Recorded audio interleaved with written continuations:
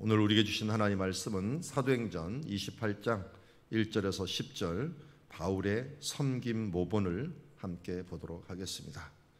한 절씩 교독합니다. 우리가 구조된 후에 안즉 그 섬은 멜리다라 하더라. 비가 오고 한참에 원주민들이 우리에게 특별한 동정을 하여 불을 피워 우리를 다 영접하더라. 바울이 나무 한 묶음을 거두어 불에 넣으니 뜨거움으로 말미암아 독사가 나와 그 손을 물고 있는지라. 원주민들의 이 짐승이 그 손에 매달려 있음을 보고 서로 말하되 진실로 이 사람은 산해난 자로다. 바다에서는 구조를 받았으나 공의가 그를 살지 못하게 함이로다 하더니 바울이 그 짐승을 불에 떨어 버림에 조금도 상함이 없더라. 그들은 그가 붙든지 혹은 갑자기 쓰러져 죽을 줄로 기다렸다가 오래 기다려도 그에게 아무 이상이 없음을 보고 돌이켜 생각하여 말하되 그를 신이라 하더라. 이 섬에서 가장 높은 사람 보블리오라 하는 이가 그 근처에 토지가 있는지라. 그가 우리를 영접하여 사흘이나 친절히 머물게 하더니 보블리오의 부친이 열병과 이질에 걸려 누워있거늘 바울이 들어가서 기도하고 그에게 안수하여 낫게 하며 이러므로 섬 가운데 다른 병든 사람들이 와서 고침을 받고 후한예로 우리를 대접하고 떠날 때 우리 쓸 것을 배에 실었더라. 아멘. 우리 섬기기를 원하는 사람들이 많이 있지만 기꺼이 하찮은 일들을 섬기는 것은 쉽지 않습니다. 우리 쓰레기를 버리고 또 화장실 청소를 하고 또 남들이 하기 싫어하는 일들을 하는 일들은 쉬운 일이 아닙니다. 오늘 사도 바울이 3절에 보니까 나무 한 묶음을 거두어 라고 얘기하고 있습니다. 이미 28장 전에 배가 거의 난파를 해서 죽을 지경이 되었을 그 시기에도 바울이 앞장서서 그들에게 용기를 주었는데 이번에는 또 난파된 다음에 한 명도 죽지 않고 나왔지만 여기 보니까 날이 차서 몸이 다 젖은 상태에서 저체온증에 죽을 수 있는 비가 오고 날이 차매라고 하는 표현을 통해서 힘든 상황에서 오늘 바울이 솔선수범해서 그들에게 용기를 주고 또 힘을 주는 모습을 보게 됩니다. 사도 바울은 22장부터 이제 출발을 합니다. 특별히 23장 20부터 가이사랴 항구에서 있다가 27장에 출발을 해서 베니게를 거치고 베니게에서 북쪽으로 올라서 무라라고 하는 섬에서 배를 갈아타게 됩니다.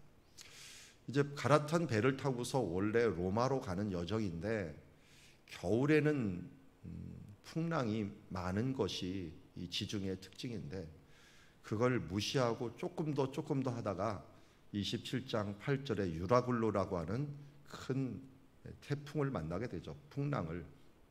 그래서 거의 파선하다시피 가다가 2주일, 일주일 이상을 정처 없이 가다가 이제 머물게 된 곳이 오늘 28장에 있는 멜리데라고 하는 섬에 도착하게 됩니다. 사도행전은 28장까지 있습니다. 그러니까 오늘은 마지막 장에 있는 첫 번째 구절을 함께 보고 있습니다. 어떻게 보면 이 부분이 4차 전도행이라고 할 수가 있는데요. 그 중에 멜리데 섬에 있었던 이야기를 오늘 다루고 있습니다. 구조된 후에 안즉 27장까지 도착하는 과정에서 배도 난파를 하고 문제가 많이 있는 것을 보게 됩니다. 그런데 그 시기가 겨울이었다. 2절에 보면 비가 오고 날이 차매라고 했는데 우리나라는 겨울이 되면 눈이 오지만 여기는 눈 오는 날씨는 아니고요. 지중해 기후는 비가 왔다 그러면 겨울입니다. 지중해성 기후는 겨울에만 비가 오고 여름에는 비가 안 옵니다. 거의 안 옵니다. 조금 올 수는 있지만 거의 안 온다고 볼 수가 있습니다. 그러다 보니까 비가 왔다 하는 것은 날이 추운 겨울이구나 하는 것을 알 수가 있는데 이럴 때 원주민들이 그래도 우리에게 특별한 동정을 하여서 불을 피워 우리를 다 영접했다. 원주민들이 로마에 대해서 이 반감을 가진 사람들도 있을 수 있고요. 또 친분을 가진 사람들도 있어요. 그래서 다행히 도착한 이 멜리데라고 하는 섬에서는 특별한 동정을 가질 수 있는 사람들이 있었던 만남의 축복을 주신 거죠. 그래서 특별한 동정이라는 말이 어떻게 보면 하나님의 특별한 은혜다라고 할 수가 있습니다. 우리가 약하고 힘들 때 누군가 우리를 동정해서 힘을 준다고 한다면 하나님의 은혜죠. 예수님께서 이 땅에 오셔서 왜 모든 고난과 또 우리가 당하는 어려운 삶들을 다 겪으셨는가? 성경에도 말씀하시기를 하나 예수 그리스도는 우리의 연약함을 동정하지 못하실 리가 아니요 우리와 같이 모든 시험을 다 당한 자로되 죄는 없으시니라. 죄를 이기기 위해서 그 모든 시험들을 다 이겨내신 분이시라는 거예요. 그래서 이 땅에 있을 동안 심한 통곡과 눈물로 기도를 하신 예수님이에요. 아버지 앞에 우리하고 동일하게 힘든 가운데 죄를 짓지 않고 그 가운데서 우리를 이 세상의 육신의 삶을 이겨나감으로 우리를 어떻게 하신 분이에요? 특별한 동정을 하여서 우리를 위해서 지금도 하늘 보좌 우편에서 기도하시는 분이라는 겁니다. 우리의 사정을 아무것도 모르시는 분이라면 아마 우리가 주님이 어떻게 우리 사정을 아세요? 라고 할 거예요. 그렇지만 가장 높으신 분이 가장 낮은 곳에 오시어서 가장 처참하게 죽으심으로 말미암아 그 안에 들어있는 모든 사람들의 사정을 아는 거예요. 부자들의 사정도, 권세자들의 사정도, 그리고 저 아이의 사정도 어려서부터 자라왔기 때문에 그 사정들을 압니다. 가난한 사람들, 그야말로 이 억울해 갖고 미칠 것 같은 사람들의 사정도 예수님은 최고로 억울하게 죽었기 때문에 우리의 사정을 다 알고 계십니다. 예수님이야말로 이 땅에 임마누엘, 우리와 함께 우리가 갈 수 없으니 찾아와 주시어서 특별한 동정으로서 우리에게 불기둥과 구름기둥으로, 더울 때는 구름기둥으로, 추울 때는 불기둥으로 우리와 함께 하시며 우리 가운데 올라가셔서 그냥 있지 아니하시고 성령을 부어주심으로 때로는 우리 마음을 뜨겁게, 때로는 우리 가운데 우리 마음을 평안하고 잔잔하게 하시면서 특별한 동정으로 우리를 위하여 기도하고 계십니다. 그래서 로마서 8장에서는 성령이 말할 수 없는 탄식으로 우리를 위하여 친히 간구하시는 분이라고 말씀하고 계십니다. 그러니 어찌 우리가 주님을 떠날 수 있겠으며, 어찌 주님 앞에 기도하지 않을 수 없겠으며, 어찌 주님과 동행하지 않을 수 있겠습니까?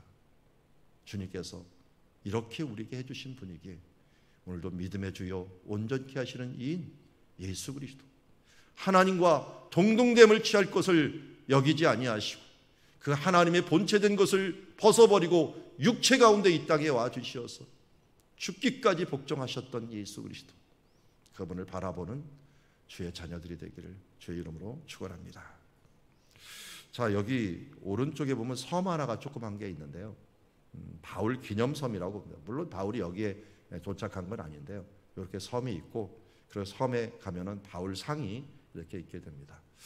저는 멜리데 섬은 제가 아는 분이 가서 사진을 찍긴 했는데 저는 가서 못 찍은 것 같아요. 너무 동떨어져서 못 찍었는데 언제 한번 가보고 싶은 섬이기도 합니다.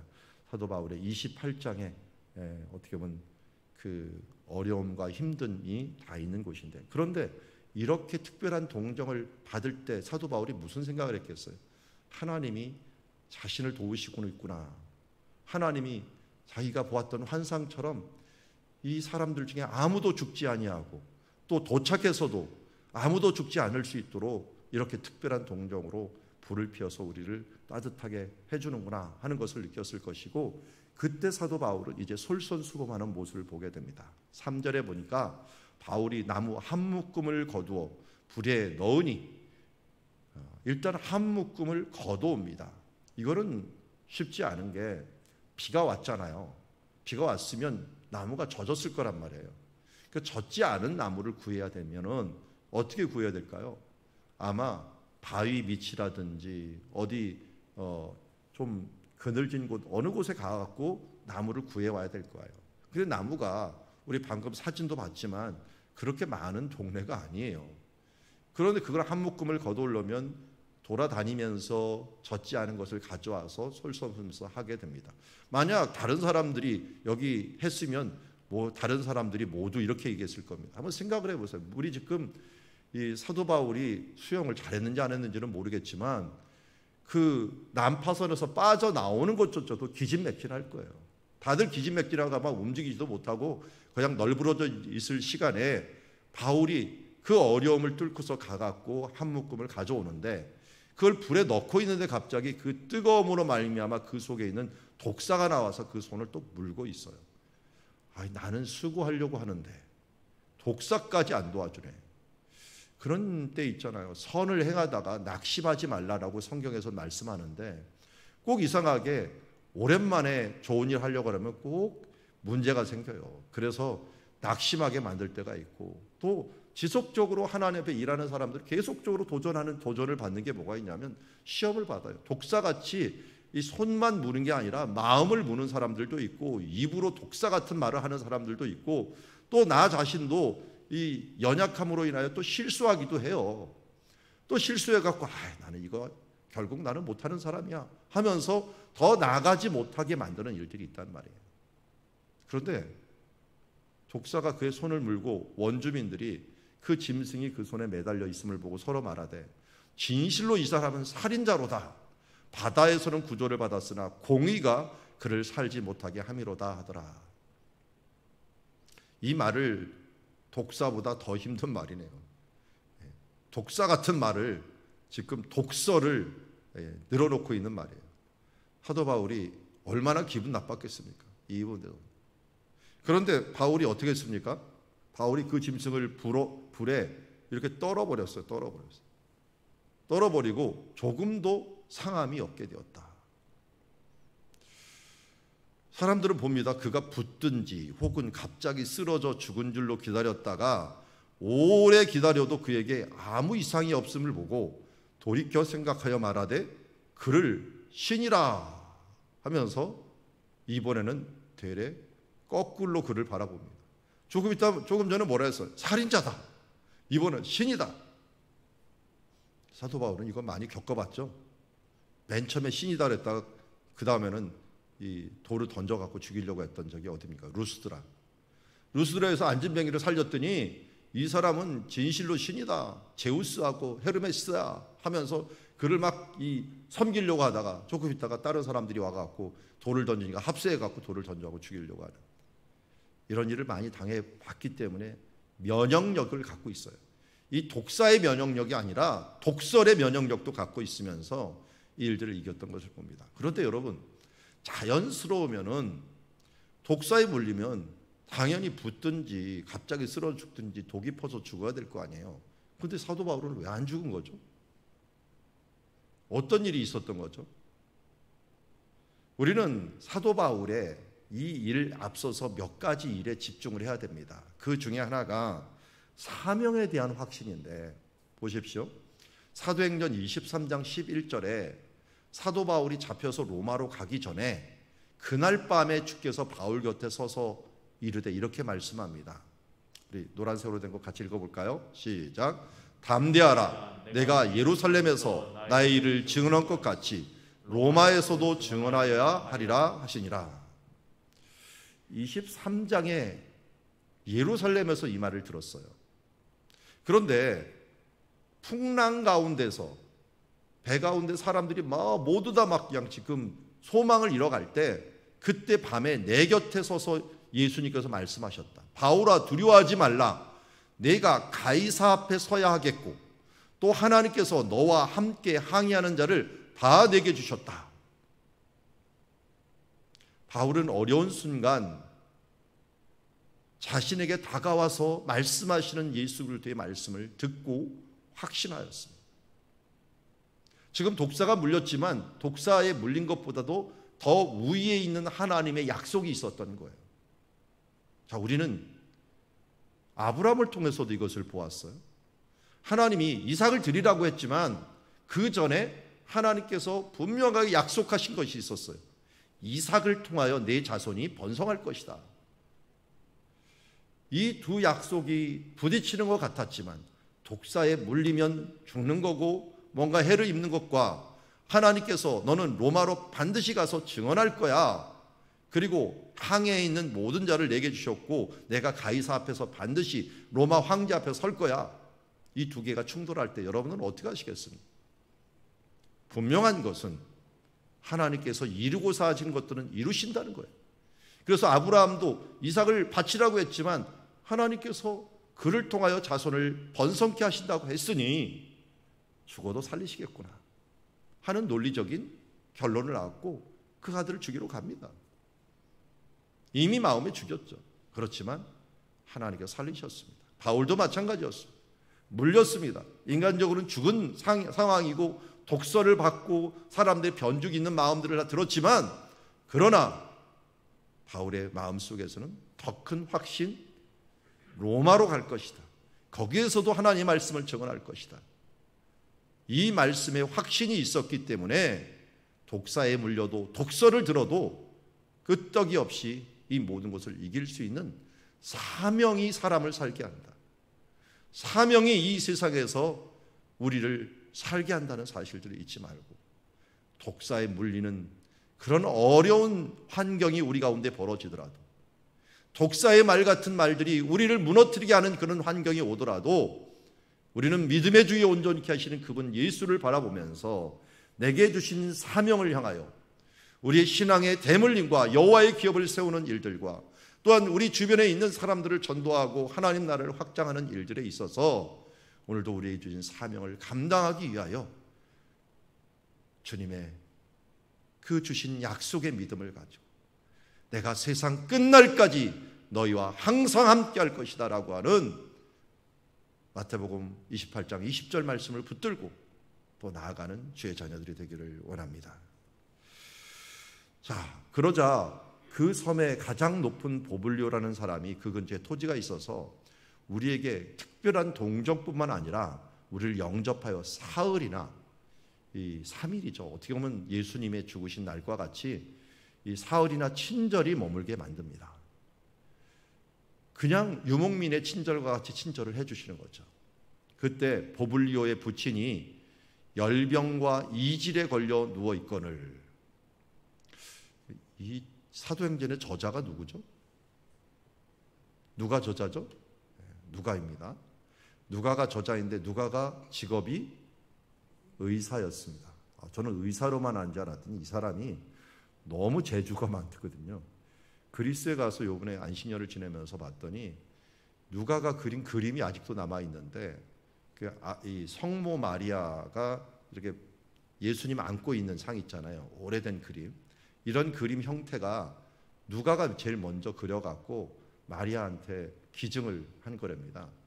마리아와 함께 에베소에 있다가 자기가 한번 그림을 그려봤는데 마리아여 한번 보소서 하면서 그가 죽기 전에 보여줬던 그림이라고 하는데, 그 그림 중에 하나가 그리스 수도원에 있다고 하는 말이에요. 지금은 뭐 있긴 있는데 까매져 갖고 잘, 너무 오래되니까 까매져 갖고 잘 볼 수는 없지만 모양의 형태는 어느 정도 알 수가 있어요. 자, 그러다 보니까 그가 의사이고 또 역사가이고, 성경을 했으니까 역사가이자 선지자이죠. 거기다가 또 화가이죠. 정말 재주가 많았던 사람인 것 같아요. 근데 오늘 말씀을 적음해도 의사의 버릇이 나옵니다. 그냥 아프다 그러면 될 것 같다가 증상을 얘기해요. 열병이 있고 또 이질이 있고, 그 열병이 있고 뭐 설사가 나고 어려운 그 부분들을 다 판단한 거예요. 걸려 누워 있건을 바울이 들어가서 진단은 할 수 있지만 치료는 누가 합니까? 의사가. 이거 불가능한 거예요. 이런 열악한 상황에서. 그랬더니 들어가서 기도하고 그에게 안수하여 낫게 하며, 누가도 돕고 이제 바울도 기도하며 그에게 안수하여 낫게 하며, 차라리 어떤 일이 벌었어요? 섬 가운데 다른 병든 사람들이 와서 모두 또 고침을 받게 되는 거예요. 그랬더니 이 사도 바울 덕분에 후한 예로 우리를 대접하고 떠날 때 우리 쓸 것을 배에 실었더라. 섬기는 것도 잘했고 또 고치는 것도 잘했더니 그 덕분에 정말 큰 혜택을 받게 되는 결과를 가져왔습니다. 사도 바울은 어려운 시기에서도 하나님의 위로를 받고 그 위로를 받은 것으로 끝나지 않으려고 자기가 모본을 보이면서 자기 글에다가 자주 썼죠. 너희들은 나를 본받는 자들아. 여러분, 이 정도의 우리가 신앙의 수준에 올랐으면 좋겠어요. 우리 자녀들에게 나를 본받는 자들아, 우리의 주변의 사람들이 나를 본받는 자들아, 그리고 사명에 대한 확신을 가지고 그렇게 살아갈 때 어떻게 됩니까? 그 사람 덕분에 복의 근원이 되어서 사도 바울 덕분에 그들이 모두 대접을 받은 것처럼 우리가 하나님의 축복의 통로 아니겠습니까? 복덩어리 아니겠습니까? 복 근원 아니겠습니까? 왜? 우리는 질그릇이지만 우리 질그릇에 예수 그리스도를 담았잖아요. 예수 그리스도가 우리 가운데 계시잖아요. 그러니 우리는 당연히 우리 덕분에 주변 사람들이 복을 받고 땅 끝까지 이루어 하나님의 나라를 이루어야 되는 사람들입니다.